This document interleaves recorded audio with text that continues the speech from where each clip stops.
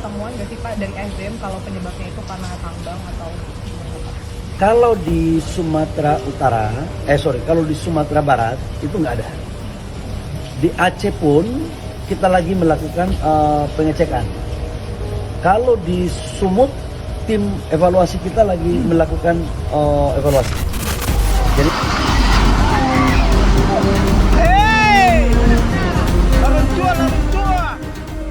Berapa banyak lagi jenazah harus diangkat sebelum kita berhenti menyalahkan hujan? Hujan kembali menjadi kambing hitam.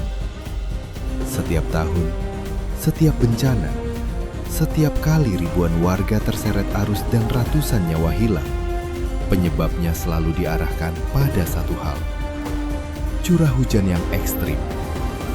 Namun, masyarakat yang kehilangan keluarga, kehilangan rumah, kehilangan masa depan, mereka tahu bahwa jawaban itu tidak cukup.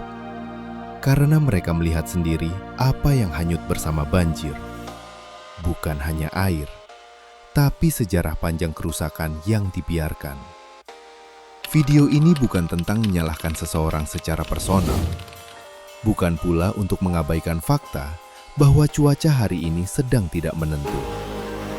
Ini adalah ajakan untuk melihat dengan jernih apa yang terjadi dan mengapa bencana yang seharusnya bisa diantisipasi selalu datang seperti kejadian pertama. Di Sumatera, masyarakat menghadapi banjir bandang dan longsor terbesar dalam beberapa tahun terakhir. Ratusan meninggal, ratusan hilang, ribuan luka-luka. Fasilitas umum, jembatan, sekolah, rumah ibadah, semuanya luluh lantang. Bencana ini tidak sekedar memutus jalan atau mematikan listrik. Ia memutus harapan, tawa anak-anak, dan rasa aman warga yang setiap hari tidur dengan kecemasan apakah tanah di bawah rumah mereka tetap utuh esok pagi. Pemerintah melalui Menteri ESDM menyampaikan bahwa banjir dan longsor di Sumatera dipicu oleh curah hujan. Ia menambahkan bahwa untuk sementara, aktivitas pertambangan belum terbukti terlibat, khususnya di Sumbar. Tim evaluasi disebut sedang bekerja, dan jika ada perusahaan yang melanggar aturan, sanksi akan diberikan. Jawaban yang rapi, diplomatis, melegakan bagi siapa?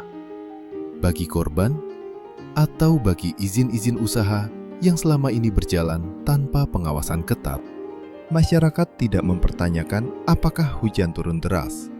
Mereka mempertanyakan mengapa air bah yang datang tidak lagi seperti dulu. Mengapa ia membawa gelondongan kayu yang bersih dari ranting? Mengapa lahan-lahan yang dulu menyerap air, kini justru memantulkan bencana?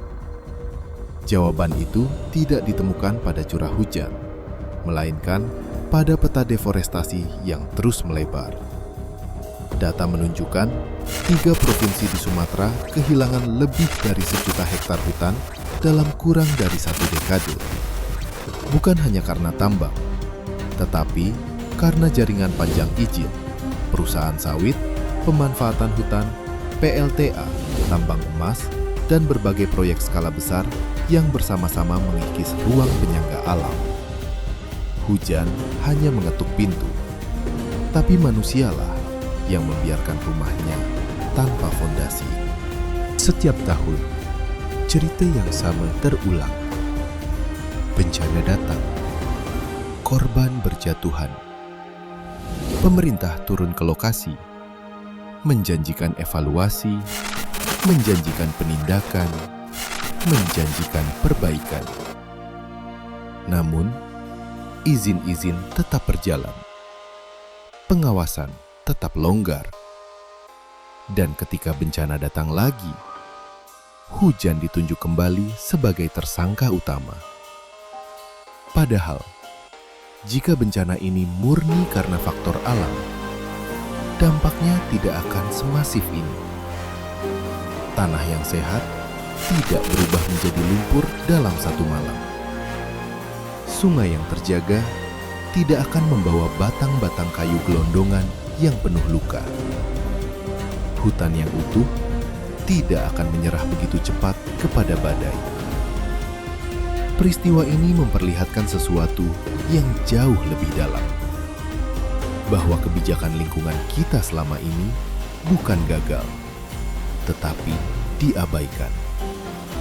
Bahwa pengawasan bukan kurang, tetapi seringkali diletakkan di halaman belakang demi memberi ruang bagi investasi yang dikejar tanpa rambu. Dan ketika bencana terjadi, publik diminta percaya bahwa hujan adalah satu-satunya dalang. Padahal, masyarakat melihat siapa yang menanami bukit, siapa yang menebangi lereng, siapa yang mengubah sungai, siapa yang mendapatkan izin, siapa yang menunda pengawasan, dan siapa yang seharusnya melindungi. Di balik angka-angka, ada masyarakat yang kini hidup dalam ketakutan. Setiap mendengar suara hujan jatuh di atap, mereka bukan bertanya berapa lama hujan akan turun, tetapi bertanya, apakah mereka akan selamat malam itu. Ini bukan ketakutan yang muncul dari alam. Ini ketakutan yang lahir dari keputusan-keputusan manusia yang selama bertahun-tahun meminggirkan keseimbangan ekologis. Dan ketika seorang pejabat menyatakan bahwa hujan adalah penyebab utama, rasa takut itu berubah menjadi rasa kecewa yang sulit disembunyikan. Hujan boleh turun semakin ekstrim. Cuaca boleh berubah semakin liar. Tetapi negara tidak boleh berlindung di balik fenomena alam ketika problem utamanya adalah pilihan manusia. Selama kerusakan ekologis terus dibiarkan, selama pengawasan hanya berjalan setelah bencana terjadi, selama izin terus diterbitkan tanpa mempertimbangkan daya dukung lingkungan, maka banjir dan longsor bukan sekedar musibah. Ia menjadi produk kebijakan.